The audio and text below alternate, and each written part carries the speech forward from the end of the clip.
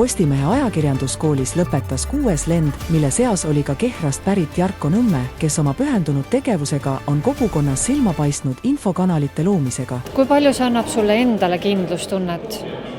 No ikka päris palju annab, et julgem on minna küsima asju, kui on teada, kuidas kirjutada, kuidas teha ja üldse uudislugu, mis on uudislugu.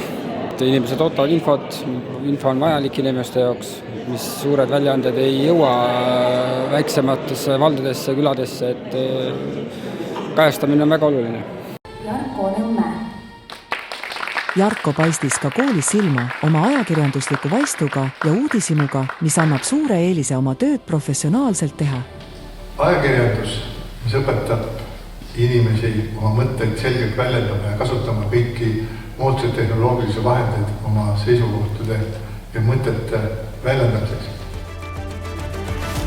Alati ei olda iga uudislooga rahul ja seda eriti siis, kui teema sisaldab probleemi, millele lugu viitab või ka siis, kui infot pole edastatud õigeaegselt.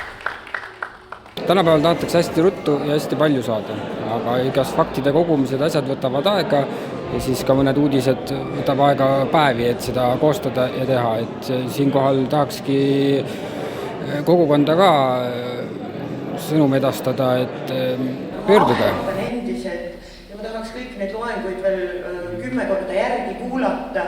Iga sõna oli paigas ja see oli nii tihe.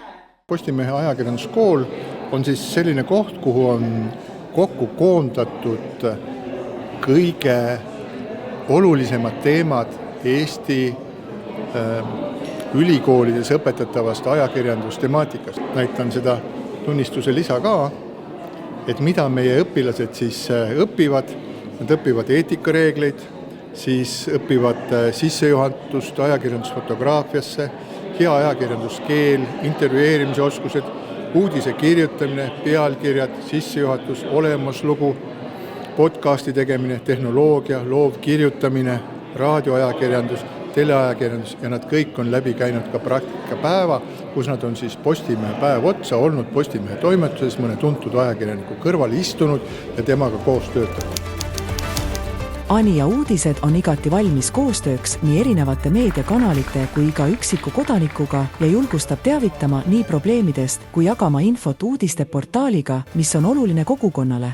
Kõik need inimesed, kes meil siin käivad, saavad väga põhjaliku väljaõppe ajakirjanduseks tööks Eesti parimate asjatundjate, Tartu ja Tallinna Ülikooli parimate õppejõudude ja meie praktikute poolt, kes töötavad Postimehes.